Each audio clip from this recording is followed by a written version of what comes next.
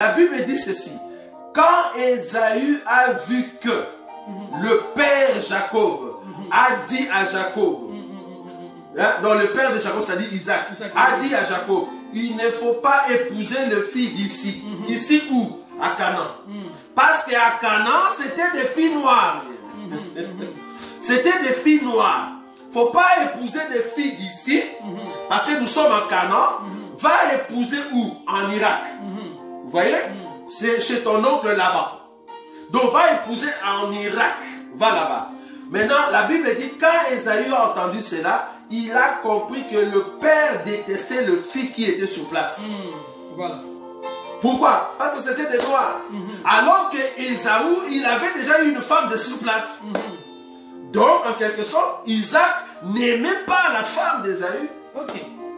D'accord. Et la Bible dit, alors Ésaü a préféré d'aller vers son oncle, qui est Ismaël, parce que c'est la peau. C'est la peau qui attire. Et la Bible dit, Ésaü a épousé la fille d'Ismaël, une noire. Ici, je parle la Bible. Si tu sais faire la contradiction, en tout cas, nous sommes là. Nous allons te démontrer ça avec A et B. Donc, Mizraïm, là où était Ismaël, il va mettre au monde, parce qu'Ismaël a épousé une Égyptienne. Les Égyptiennes du temps, c'était des Noirs. Et la reine de Saba, elle était de quelle? Éthiopienne. On va venir. Je suis en train d'expliquer la Bible. La reine de Saba qui va s'épouser avec Salomon, c'est une Noire, parce que c'est une Éthiopienne. Donc, dans le palais royal, il y avait aussi des Noirs. Bien sûr. Ok. Bien sûr. Mais quand tu dis palais royal, là tu vas loin. Parce que là tu passes sur Salomon. Moi je te ramène au temps d'Abraham, au temps de Jacob. Ça c'est encore plus loin. Joseph est parti en Égypte. Il a épousé une noire. Les enfants, Manassé et Ephraïm, c'était des noirs. Tu as déjà vu un métis. On l'appelle, on dit, ça c'est le métis, c'est un blanc. Tout métis c'était noir. Donc Manassé et Ephraïm, c'était la Bible. C'est pour te montrer que la peau noire que tu as, c'est une peau de richesse bien aimée. Maintenant, il faut rajouter à cette richesse la connaissance du ciel. C'est là-bas que tu seras puissant. Très important. Nous allons avancer. Oui. Goliath est un Philistin. Oui. Il était un noir ou un blanc? Oui, d'abord il faut voir la descendance de Philistins. Je vais prendre l'écriture. Je sais pourquoi je demandais. Oui, oui, je sais, je comprends. Donc maintenant, il faut qu'on lise l'écriture pour aider nos bien-aimés. Je vais prendre une écriture. Genèse chapitre 10. D'où vient le Philistin? Parce que si nous savons d'où vient le Philistin, nous comprenons alors qui était Goliath.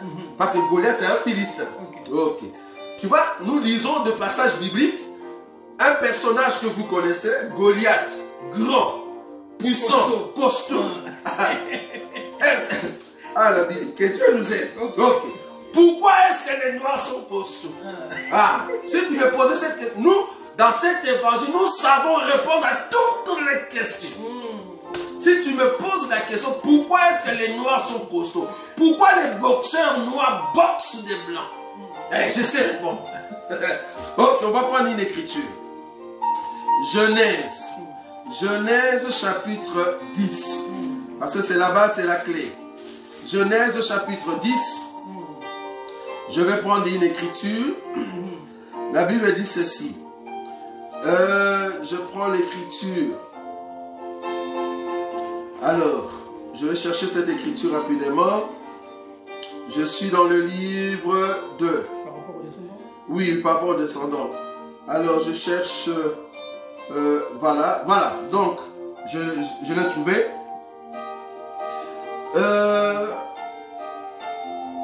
C'est à partir du verset 13. Je ne sais pas si c'est là-bas.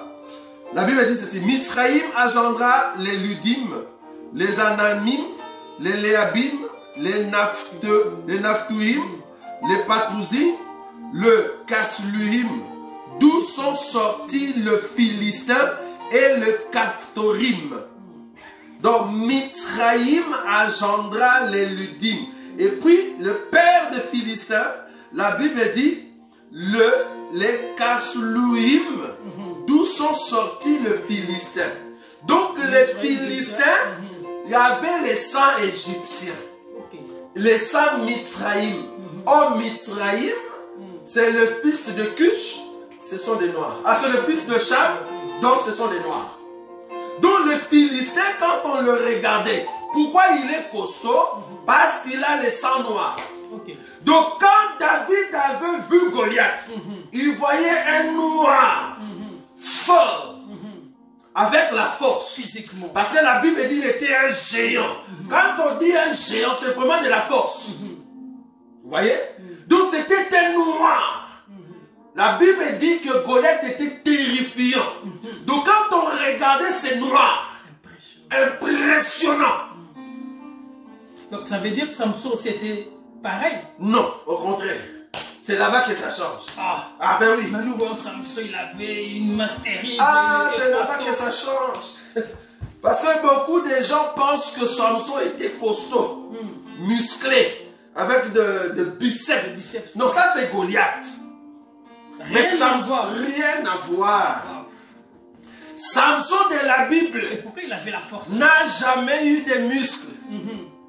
Sinon, Dieu va se confondre. Ok. Samson de la Bible, on va lire. Ah bon, que Dieu nous aide. Juge.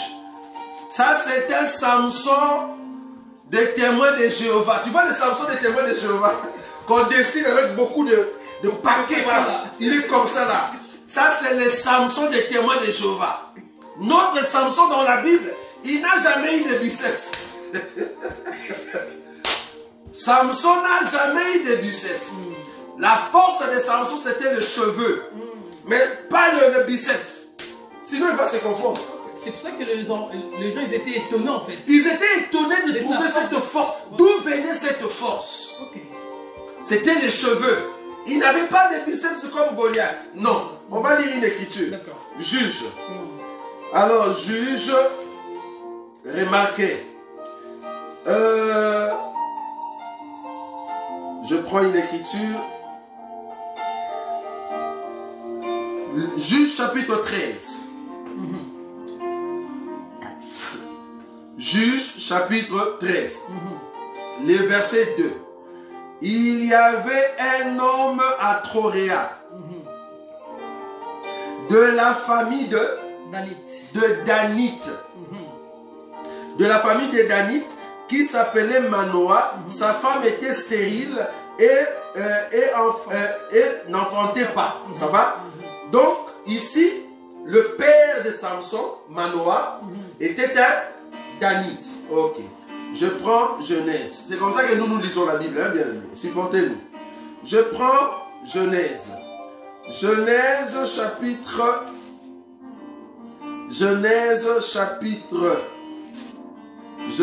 chapitre combien? Alors, oui, Dan. Je vais prendre Dan. Oui, non, ça c'est 49, ça c'est la bénédiction. C'est pas la bénédiction que je cherche, c'est vraiment les noms. Ok. Alors, allez, il est où? Je le cherche, Dan. C'est dans le verset 30. Alors, voilà, il est là. Donc, Genèse chapitre 30, le verset 5. Bilia devint enceinte et enfanta un fils à Jacob. Rachel dit, Dieu m'a rendu justice et il a entendu ma voix et il m'a donné un fils. C'est pourquoi il appela du nom de Dan. Donc Dan, c'était le mélange de Jacob avec Bilia qui était une servante.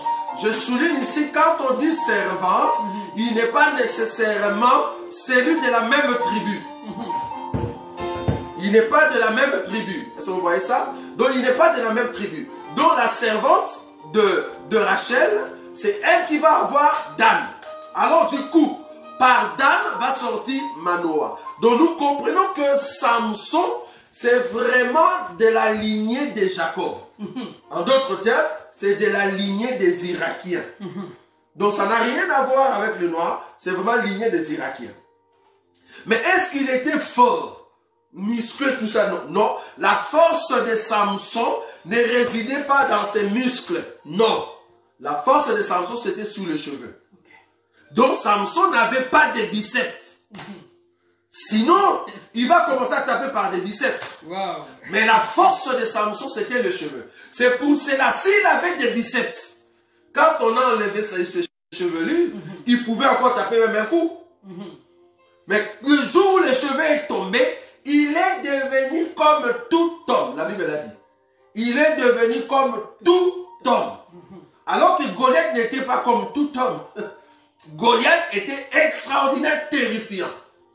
Donc tu ne peux pas comparer Goliath, soi-disant il était même chose avec Samson. Là tu es en train d'avoir les dessins des témoins de Jéhovah. Samson n'avait pas de biceps bien aimé. Tu as très mal lu l'écriture. Bon, donc là maintenant nous allons rentrer au vif du sujet. Parce que c'était des sous-questions. Jésus-Christ était de quelle race humaine? Mais avant que vous répondiez, j'aimerais d'abord savoir que sa mère, elle était des tribus de Lévi, Marie, mais Jésus-Christ était Judas par adoption. Parce que nous comprenons que ce n'était pas Joseph le père biologique. Non. Donc nous voulons savoir d'abord l'origine des Lévites, et c'est à partir de là que nous allons comprendre Jésus-Christ était de quelle race humaine. C'est facile, parce que si nous parlons de Dan, nous parlons de Lévi, nous sommes en train de parler de Jacob. Donc je suis en train de parler ici de... Parce qu'il faut comprendre que la race, plus il y a eu exode, plus il y a eu des mouvements, plus il y a eu aussi des mélanges. Les déportations. Voilà. Donc, tout le temps, à chaque fois qu'il y a eu des déportations et que le peuple d'Israël était déporté vers Babylone, vers Assyrie, comprenez que ce peuple-là, facilement là-bas, il s'est marié. La preuve, Joseph s'est marié avec une Égyptienne. Vous voyez? Donc facilement, il s'est marié. Même Moïse, peut-être on peut toujours le dire, même Moïse, quand la Bible dit que quand il est parti sauver le fils de Jéthro, le fils de Jéthro, on dit, nous avons vu un Égyptien. Pourquoi ils ont dit un Égyptien? C'est parce que Moïse s'habillait comme un Égyptien, pas comme un Juif, ou soit pas comme un Hébreu. Vous voyez? C'est parce qu'il était vraiment un Égyptien. C'est-à-dire, quand on le voit, tu penses que c'est un Égyptien. Il avait les comportements égyptiens, il avait les caractères égyptiens, sa façon de s'habiller, c'était vraiment égyptien.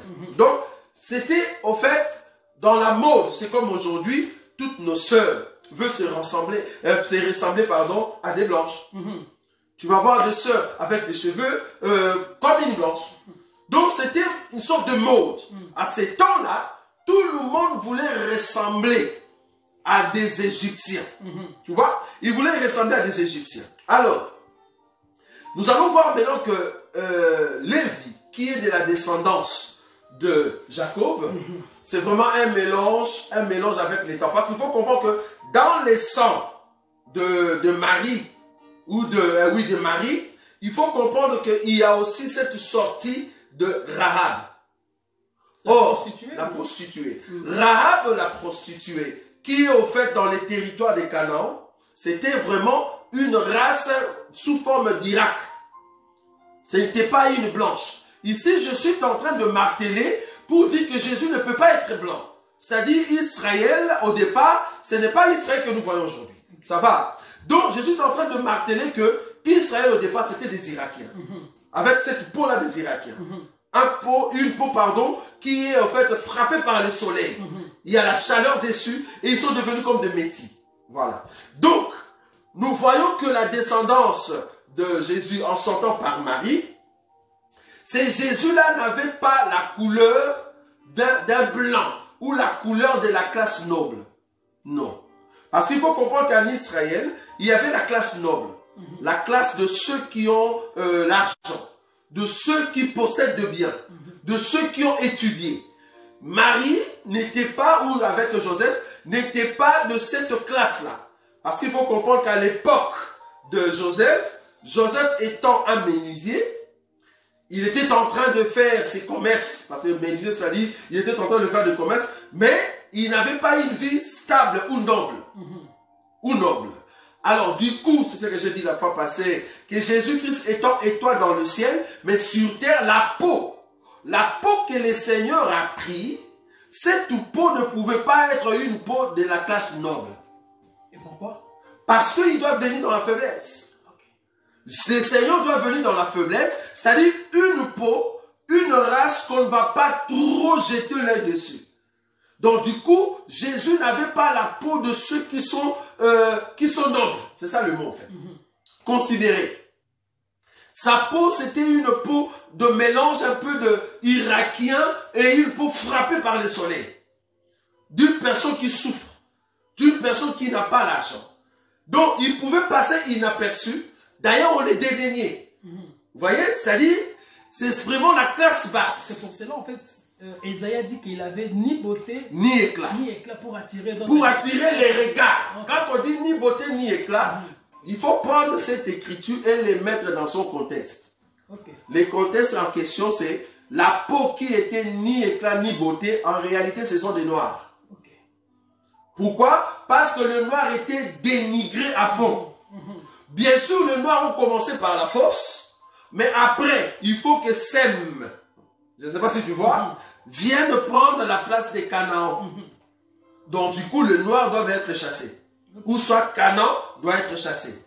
Je ne parle pas ici de Put et de Misraïm. Je parle ici de Canaan. Vous voyez? Donc, du coup, Jésus ne pouvait pas se présenter dans cette peau. Et il s'est présenté dans la peau d'une famille de la basse classe. Vous voyez?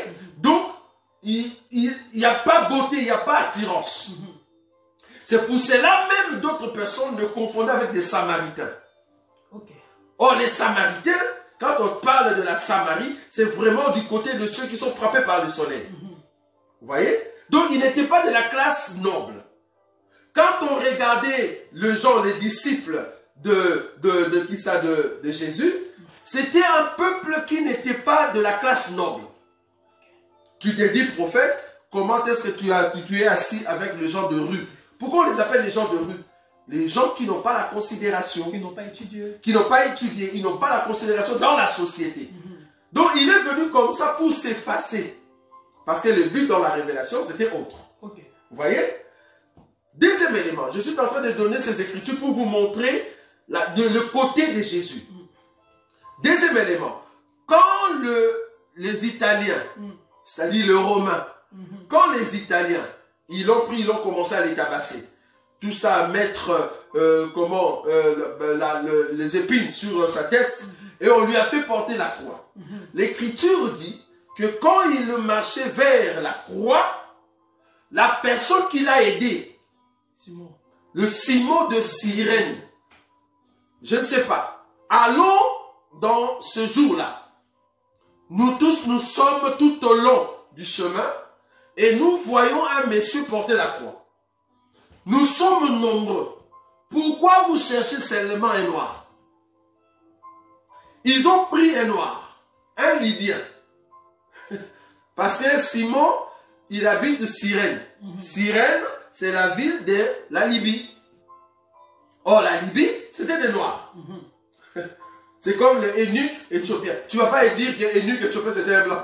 C'est pas possible. C'était un éthiopien. Donc, Cyrène, c'était, au fait, une ville de la Libye, c'est-à-dire des Noirs. Ne vois pas la Libye d'aujourd'hui. La Libye d'aujourd'hui, c'est l'évangile, c'est l'exode de Sem vers le territoire de Canaan et le territoire de Cham. Ça, c'est l'exode. Nous parlons ici de l'an 0. Vous voyez? Nous parlons d'avant Jésus. Les territoires qui étaient conquis à ce temps-là. Vous voyez? Donc, quand on voyait cet homme-là, les Italiens, c'est-à-dire les Romains, ils ont dit, ah non, mais parmi tous ces gens, qu'est-ce qu'on... Donc quand tu tournes les yeux, quel est l'élément faible que nous pouvons associer à cet homme de la croix? C'est les Noirs. C'est pas... Il ressemblait la peau, la façon. Parce que Jésus, sortant d'Irak, frappé par le soleil, du coup sa peau, ce n'est pas une peau blanche. Non. C'est pour cela Cyrène, un noir, pouvait apporter la croix. Mais j'aime l'écriture. On va quand même chercher l'écriture. Attends, regardez cette écriture. Je suis en train de vous aider pour vous amener dans cette profondeur. C'est Matthieu qui a dit ça. Je vais chercher l'écriture dans le livre de Matthieu. Alors, Matthieu, combien? Cyrène. Alors, Je vais prendre l'écriture. La Bible dit ceci. Matthieu chapitre 27. Le verset 32. Alors, Matthieu chapitre 27, le verset 32. Matthieu verset 32. La Bible dit ceci. Lorsqu'ils sortirent, ils rencontrèrent un homme de Cyrène appelé Simon et ils les forcèrent. Mais qu'est-ce qu'il a fait? À porter la croix de Jésus. Il les forçait à porter la croix de Jésus. C'est-à-dire cet homme, ce n'est pas un homme qui peut réclamer, mais pourquoi vous me forcez? Pourquoi vous me dites à moi seulement de porter la croix? Il y a beaucoup de gens ici, pourquoi seulement moi? Ils l'ont forcé, c'est un maillot faible. Comme c'est un noir, et il y a la race noire, donc à cette époque-là, c'est l'Italie, c'est Rome qui régnait, alors le noir, à ce temps, au temps de Jésus, n'avait pas de valeur pour ceux qui connaissent l'histoire. Du coup, le noir était en fait le maillot faible. C'est pour cela qu'on l'a choisi, on l'a forcé. C'est-à-dire, tu n'as rien à dire. Nous t'obligeons de le prendre. Pourquoi pas les autres? C'est parce qu'il a la peau noire. Vous voyez? C'est très simple. Nous pouvons monter dans la révélation pour montrer cet homme. Vous voyez? Donc, du coup, Jésus n'était pas un blanc. Maintenant, docteur, nous voulons savoir d'où viennent maintenant les juifs qu'on voit aujourd'hui, les juifs blancs. Ok, ça c'est bien, c'est une très bonne question. En fait, les juifs qu'on voit aujourd'hui, c'est un mélange. Parce que je vous ai dit ici que dans la dispersion des enfants de Noé, nous avons la dispersion des Indo-Européens. Quand je dis Indo-Européens, il faut voir l'Inde jusque vers l'Espagne. Ça c'est Japheth. À part Japheth, nous avons Sem. Sem, c'est le Moyen-Orient. Donc il faut comprendre que comme il y a une prophétie que Sem doit au fait assujettir Canaan, donc du coup il faut que Sem vienne sur le territoire de Canaan. Or, avec les temps et les déportations comme nous avons dit ici, il y a eu un mélange et il y a eu un déplacement. Déplacement de peuple. Parce que le peuple qui était avant sur Canaan, on va le chasser. Et d'autres seront devenus esclaves. Alors, comme il y a eu mélange dans le race, nous voyons le mélange des enfants de Japheth à l'intérieur. Parce qu'il faut comprendre que parmi les enfants de Japheth, il y a aussi celui qu'on appelle Gomer. Vous voyez? Gomer, il n'est pas seulement du côté de l'Espagne, non plus du côté de l'Italie. Gomer est aussi une partie de la Turquie. Donc du coup, il y a un mélange. Et ces mélanges vont s'accaparer de l'autorité et de la prophétie de Noé. Et c'est là-bas qu'ils vont gagner le terrain. Parce que Noé avait dit que Sem va assujettir. Et que Japheth va habiter dans ses tentes. Et il a ajouté, il faut que Japheth que Dieu puisse élargir ses tentes. Quand Noé dit que Japheth puisse élargir ses tentes, que Dieu puisse l'aider à élargir ses tentes, c'est là-bas que nous comprenons que Japheth au départ n'était pas grand. Mais avec la prophétie de Noé, Japheth devient grand. C'est ça l'Union européenne. Il faut que l'Europe devienne grand. Vous voyez? Mais soutenu par Sem. Soutenu par des Juifs. Bon, ça c'est la profondeur. Voilà. Donc si je comprends bien que Jésus n'est pas blanc. Non, Jésus n'est pas blanc. Bon, souvent les gens disent que le fait que nous avons 4 races différentes sur terre, et dans chaque race, Dieu a envoyé un prophète. Donc, par exemple, le blanc, c'est Christ pour le blanc. Pour nous, les Africains, beaucoup plus précisément les Bantous, c'est notre prophète Simon Kimbangu. Et pour les Arabes, c'est Mahomet. Et pour les Asiatiques, c'est Bouddha. Est-ce que c'est vrai ou faux? Non, c'est faux. C'est faux parce que Dieu n'envoie pas des prophètes selon la race. Non, Dieu envoie le prophète pour avertir le monde. Les prophètes ne sont pas des prophètes raciaux, mais des prophètes sont des prophètes des nations, des prophètes d'un territoire, d'une contrée. Dans la Bible, nous n'avons jamais vu de prophètes, soi-disant de la race. Non, il n'y a pas. Mais par contre, nous croyons que Dieu, à chaque époque, dans chaque nation ou dans chaque territoire, Dieu a toujours envoyé un messager. Ok. Je veux souligner ici entre un messager et un prophète qu'on envoie. Un prophète qu'on envoie, c'est celui qui vient annoncer en fait des choses de la part de Dieu. Mais un messager, il peut être un prophète, oui ou non, mais il accorde quand même le message. Ça va? Maintenant, parlons de Simon Kimbangu. Si Simon Kimbangu est le prophète de Noir, ben pourquoi il n'a pas prêché Mizraïm? Je ne parle pas de l'Égypte. Or, au temps de Mizraïm, Simon Kimbangu n'était pas là. Au temps de Put, Simon Kimbangu n'était pas là. Au temps des reines de Saba, Simon Kimbangu n'était pas là. Alors que ce sont les Noirs. Qui était le prophète des Noirs alors là-bas? Nous avons un problème. Vous voyez? Tu vas comprendre que même dans ces villes-là, il y avait toujours de gens qui annonçaient la parole de Dieu. Okay. Si vous voulez, des messagers. Si vous voulez, je peux toujours donner une écriture. Nous avons des gens comme de Jérémie. Les Ézéchiel, c'était des prophètes en ces temps-là, mais des prophètes qui parlaient de la part du Seigneur, mais qui étaient dans des pays étrangers, par exemple. Pas dans le pays d'Israël. C'était dans des pays étrangers. Ils annonçaient la parole dans les pays étrangers. Une personne comme Daniel, il a prêché le Seigneur, il a prêché Dieu, mais ce n'était pas en Israël. Mardoché. Non, Mardoché. Vous voyez donc, on a eu des messagers, des prophètes aussi, mais qui n'étaient pas seulement en Israël, qui étaient dans d'autres nations. Et là-bas aussi, ils ont prêché. Quand nous parlons de cet homme qui est venu se laver 7 fois dans le Jourdain, Naaman, ce n'était pas un juif. Non. Il a entendu le message et il est venu, il a accepté. Donc pour dire que si nous voulons essayer de diviser le race en 4 et dire qu'il y a eu aussi 4 prophètes majeurs, c'est faux. Parce que là, nous sommes en train de faire de Simon Kimbangu le prophète majeur des Noirs. C'est faux. Simon Kimbangu n'est pas le prophète majeur des Noirs. Si c'était un serviteur de Dieu, si c'était un homme de Dieu, il a servi Dieu en son temps et normalement, bientôt, nous allons partir avec lui. S'il n'était pas un bon, en tout cas, il va rien en faire.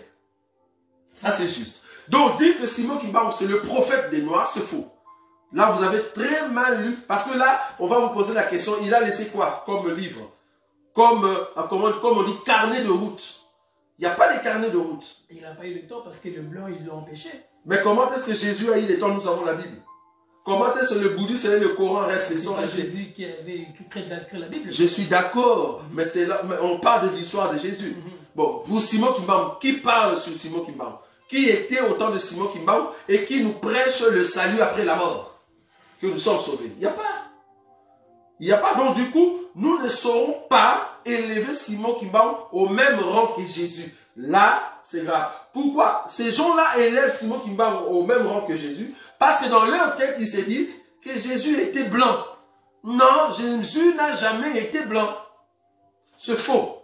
En tout cas, dans la peau, ce n'est pas juste. Quand on parle de Bouddha, en tout cas, Bouddha, je ne sais pas qu'est-ce qu'il prêche. S'il prêche la lumière ou la foi après la mort, ça, je ne sais pas. Mais en tout cas, on ne peut pas comparer tous ces prophètes-là par rapport à Jésus. Parce que tous ces prophètes-là, ils sont encore dans la tombe. Ça, c'est un élément clé. Jésus, c'est le seul qui n'est pas encore dans la tombe. C'est ça qui fait la différence. Deuxième différence, Jésus, c'est le seul qui reviendra. Tous ces gens ne reviendront plus. Jésus, c'est le seul qui reviendra. C'est ça qui fait la différence. c'est vraiment la profondeur. Mais, donc, en fait, je veux maintenant savoir comment Jésus se retrouve-t-il dans toutes les races. Ok, ça c'est très bien. Donc, là maintenant, il faut expliquer, pas sur terre, mais essayer de monter. D'accord. D'abord, il faut comprendre, comme j'ai dit, que Jésus n'était pas blanc dans la race. Quand tu le vois, il n'était pas blanc. Alors Jésus non plus n'était pas vraiment noir. Non, c'est pas possible. Parce qu'il était dans les territoires d'Irak. Mais quand on le voyait, on se dit, ah, c'est peut-être un métis raté, tu vois. Du genre un peu comme ça. Alors, si nous voulons maintenant monter, il faut maintenant donner la définition de chaque couleur des races. Quand nous parlons de la race blanche, c'est-à-dire la race de lumière, la race de la pureté. Quand nous parlons de la race jaune, c'est la couleur de l'or. Je n'ai pas dans la Bible, je n'imagine pas. La royauté. Voilà. Non, la couleur jaune, c'est la divinité. La divinité. Donc quand on dit jaune, on voit l'or. C'est la Bible qui le dit. La Bible dit que l'or a la couleur jaune. Ça va? Donc du coup, la couleur jaune, c'est la couleur de la divinité. Dans l'or. Donc j'ai dit que la couleur blanche, c'est la pureté, c'est la lumière, c'est le soleil, c'est l'éclat. La couleur jaune, c'est la divinité, c'est jaune. La couleur rouge, c'est les sangs. Et la couleur noire, c'est quelque chose qu'on a mis sur le feu. Sacrifice. Donc du coup, nous pouvons expliquer que les dieux qui est pur et lumière est venu sur la terre. Tu vois, j'ai expliqué déjà deux races. Les dieux qui est, les dieux, c'est-à-dire jaune, divinité, qui est pur et sans tache, ça c'est la couleur blanche, vient sur la terre pour mourir et donner son sang, la couleur rouge. Or, pour mourir et donner son sang, il doit mourir à la croix. Or, la croix, c'est au fait l'autel, là où il doit être brûlé. Voici l'agneau des dieux qui ôte le péché du monde. Or, quand on brûle l'agneau sur l'autel, l'agneau devient noir. C'est pour cela que nous disons que Jésus est mort avec la couleur noire à la croix. Voilà. Waouh, ça c'est la Jésus est mort avec la couleur noire à la croix. Docteur, Voilà. est-ce que dans ces trois religions qui est monothéiste, que nous prions le même Dieu? Quand je dis monothéiste, nous voyons d'abord judaïsme, nous voyons christianisme et nous voyons islam.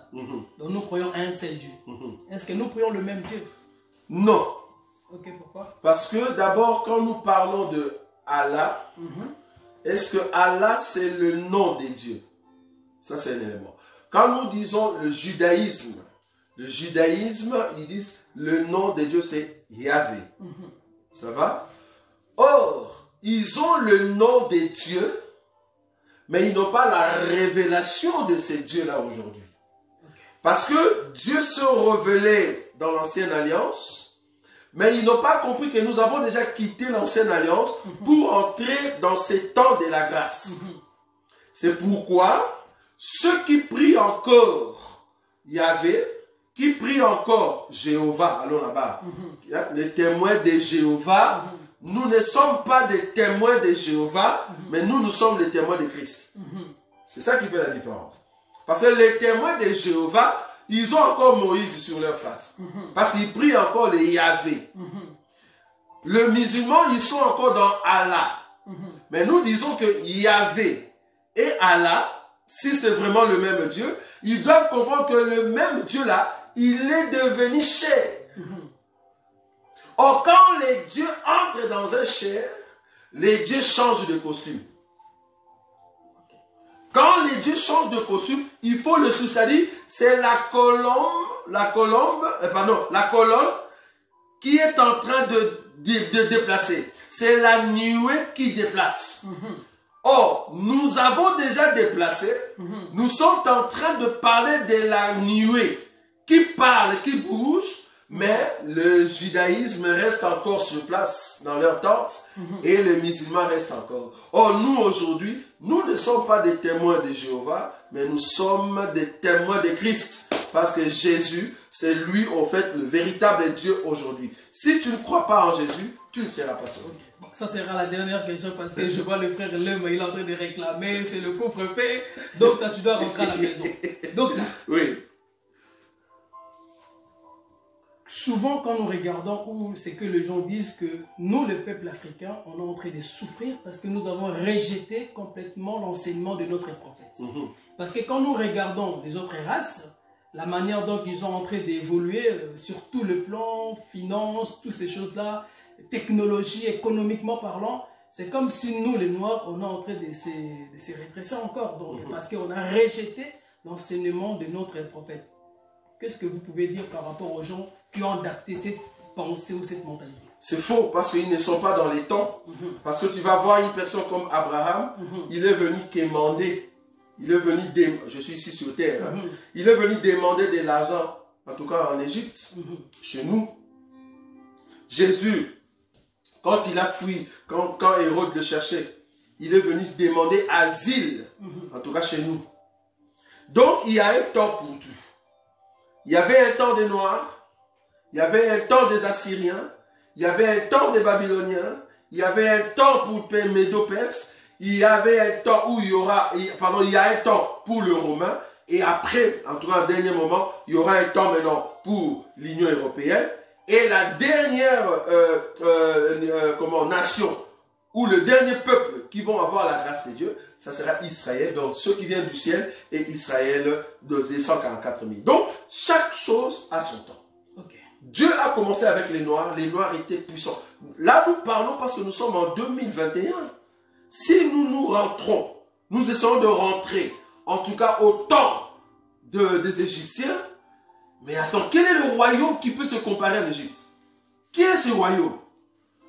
Parce que tout ce qui est mathématiques, chimie, calcul, matière de la résistance, mais c'était l'Égypte. Si on te dit aujourd'hui que la notion de la mathématique, de la compréhension, tout ce qu'eux ils font aujourd'hui, ils l'ont reçu en Égypte. Ça, c'est une valeur. Ça, c'est un. Deuxièmement, Dieu a fait que nos terres soient fertiles. Le problème, c'est l'organisation. Comment s'organiser pour que nous puissions monter? Ce n'est pas... Parce que Simon Kimba est né quand? Et il est mort quand? 1900. Voilà. Donc, il n'est pas si vieux que du temps de Jésus, non? Il n'était pas du temps de Jésus. Parce que l'énigme éthiopien, quand il est venu avec la Bible, il a dit, mais je lis ici, mais je ne comprends pas. On parle de qui? Mais quand il lisait là, c'était un noir qui lisait, il ne lisait pas le livre de Simon Kimba, parce que Simon Kimba n'était pas là. Donc il lisait un livre sacré. Un livre que nous appelons la parole de Dieu. Vous voyez? Donc l'énigme éthiopien lisait la parole de Dieu. Mais Simon Kimba n'était pas là. Et en ces temps-là, le noir était développé. Donc le problème, c'est le temps de Dieu. C'est le temps de Dieu. Dieu, c'est pour ça que moi j'ai dit, il est compatissant et il sait rémunérer chacun, en tout cas, avec sa part. Donc Dieu a commencé avec les Noirs. Les Noirs ont régné, Ils ont même fait des Irakiens ou soit des Israël des esclaves. Pendant 400 ans, je souligne ça. 400 ans, des esclaves pendant 400 ans. C'est pas facile. C'était les Noirs qui ont fait des esclaves à ces gens-là. Donc, chacun a son temps. Donc, ce ne sont pas le problème des prophètes. Qu'est-ce que vous pensez quand on dit qu'en fait l'Afrique c'est le berceau de l'humanité? C'est faux. C'est faux? C'est faux. Parce que souvent on dit que nous sommes... j'ai oublié ce... Attends. Que l'Afrique est le berceau de l'humanité. Berceau de l'humanité, ils disent, soi-disant, ils ont trouvé l'homme le plus ancien en Afrique. C'est faux. Quand tu dis que nous avons trouvé l'homme le plus... On n'est pas mono-sapiens alors. Mais non, Homo sapiens, c'est quoi? Homo sapiens, en fait, il faut comprendre que quand Dieu a commencé à créer les hommes, bon, ça c'est encore un autre sujet, c'est pour ça que nous aimons trop de questions. Quand Dieu a commencé à créer les hommes, quand il est arrivé à Adam, Adam a dit, quand il a vu il dit, voici 7 fois l'os de mes os et chair de ma chair. Quand il dit 7 fois-ci, c'est-à-dire il y a eu d'autres fois. Mais les personnes ou les êtres qu'il a vus, ce n'étaient pas des hommes. Tu vois? Parce que là, l'homme homo sapiens, ça dit homme qui réagit, ou l'homme qui a l'intelligence. Donc Adam, c'est homo sapiens. Donc l'homme qui réfléchit. Or, l'homme qui réfléchit et qui a l'esprit de Dieu, cet homme-là n'a trouvé que Ève. Donc tous les restes, c'était des animaux. Même s'il y avait soi-disant l'os d'un, c'était des animaux. La Bible ne l'appelle pas homme. L'homme, c'est Adam. Tous ces gens-là, ce n'étaient pas des hommes, c'était des animaux. On ne les considère pas comme étant hommes. Vous voyez? Pourquoi je relis cela? Pour que les gens qui vont venir pour te dire un jour que Adam, c'est lui l'homme pour les blancs, pour les noirs, il y avait aussi un autre Adam, pour les Chinois, il y avait aussi un autre Adam. Adam, c'est un noir apparemment. Non, la race d'Adam, parce que la peau blanche, c'est une coloration apparemment. Par rapport au climat, toutes ces choses-là. Dire que Adam c'est un noir, tu n'auras pas des appris. Pourquoi? Parce que le mot Adam, parce que le nom d'Adam, c'est Adam, ça c'est en français, mais en hébreu, c'est Adam. Adam veut dire terre rouge. Donc du coup, Adam n'était pas blanc. Adam était comme on dit, pas indien, mais la race un peu du sang fort, mais pas noir. Donc c'est un peu Adam. Adam, c'est vraiment la terre rouge. Bon, je ne sais pas si tu as déjà été dans nos territoires, par exemple, au Bas-Zaïre profond, là où il y a vraiment du pétrole, il y a des terres rouges. Tu vois, ces terres rouges-là, c'est vraiment, dans d'autres langues, comment? Ah bon, bon, je ne sais pas. Donc, on l'appelle Adam, cette terre-là. Donc, c'est vraiment, c'est pas roux, mais rouge. Adam était vraiment Adam. Vous voyez? Donc, ce n'était pas du noir. Donc, du coup, c'est à partir... Non, il n'était pas blanc. Non, c'est ça, c'est pas possible. Il n'était pas blanc. Parce que s'il était blanc, un blanc ne peut pas mettre au monde un noir. Mais un noir peut mettre au monde un blanc. Pourquoi? Parce qu'il y a décoloration, comme tu as dit. Facilement, un noir peut mettre, ça on s'est prouvé, on sait le prouver. Un noir peut mettre au monde un blanc, mais un blanc ne peut pas mettre au monde un noir, à moins qu'il y ait comme ce que nous appelons de génétique. Il y a des gènes à l'intérieur qui fait qu'il peut avoir cela. Mais pur noir, 100%, peut mettre au monde un blanc. Ça on sait le prouver avec la science. Donc en tout cas, merci vraiment pour votre disponibilité. On a été vachement bénis. Vous étiez si nombreux vraiment à suivre cette émission, l'Évangile de Christ. Je vous dis merci, que le Seigneur nous soit favorable. Un dernier mot pour cette émission, docteur. Oui, en tout cas, pour ceux peut-être qui aimeraient que nous puissions revenir encore, posez-nous des questions. Ou peut-être vous avez vu que, ah non, non, là-bas, il n'a pas bien parlé. Posez-nous des questions. Nous, on n'a pas peur des questions. Posez-nous des questions, envoyez des questions. Nous allons revoir l'émission et nous allons prendre toutes ces questions. Nous allons revenir encore ici et essayer, pourquoi pas, de faire une émission numéro 2 de la race humaine. Donc, posez-nous des questions et vous avez remarqué que tout ce que nous sommes en train de dire ici, ce sont des choses que tu ne vas pas voir ça noir sur blanc. Il te faut avoir les yeux de la grâce. Vous voyez?